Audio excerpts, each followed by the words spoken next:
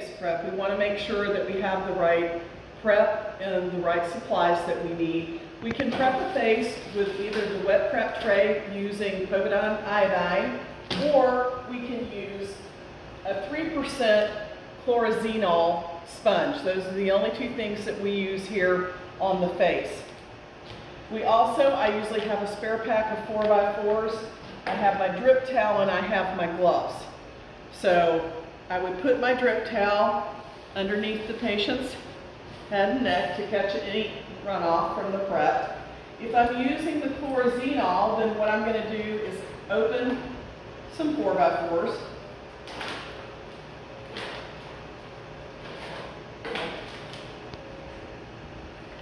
Place a little sterile water or sterile saline on them. And this is only if the eyes are not taped. I just don't like to leave soap in the patient's eyes. So we're going to open our sponge and get it ready. Open our sterile gloves and don them.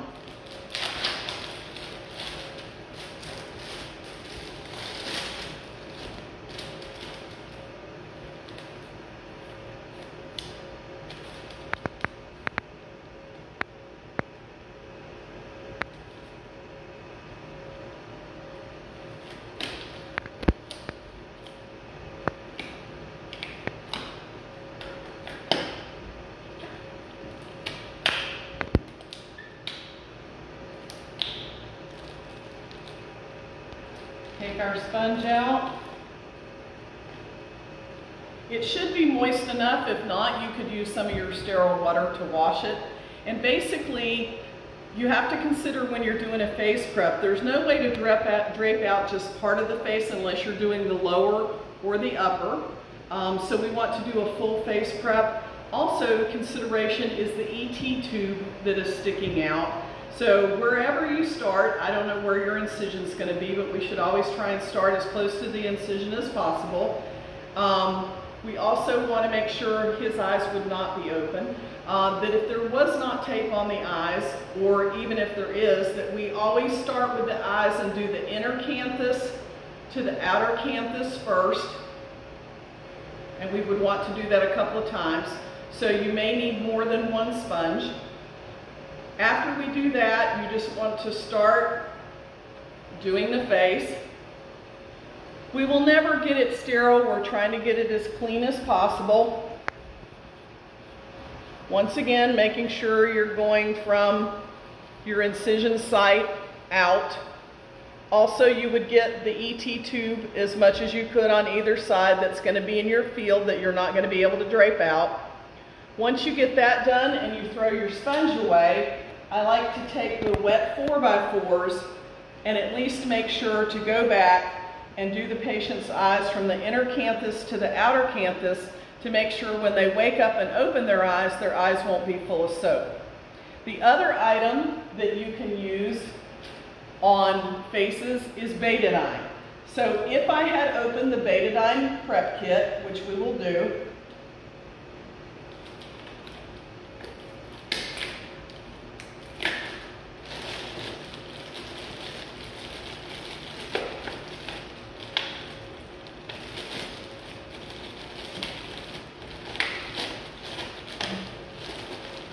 and you may or may not have enough sponges, so you may have to open some extra 4x4s.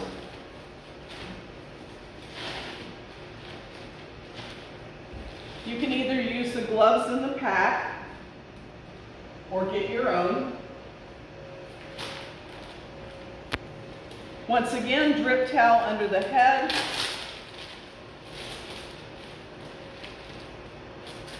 Don your sterile gloves.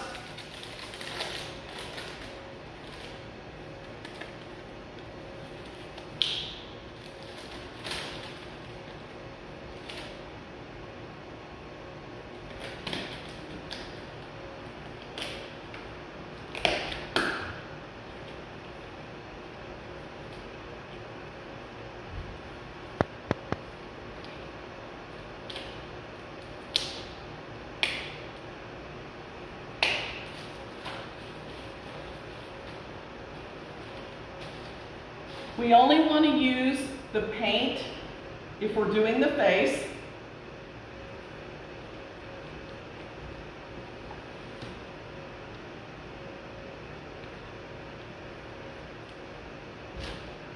And once again, we're going to take our sponges and get it wet. We still are going to do from the inner canthus to the outer canthus on both eyes before we start the prep on the face.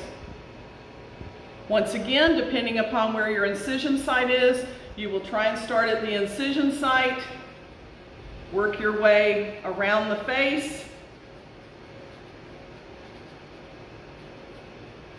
Make sure it's not running in the ears. In fact, you may want to put some cotton in the ears to catch any runoff.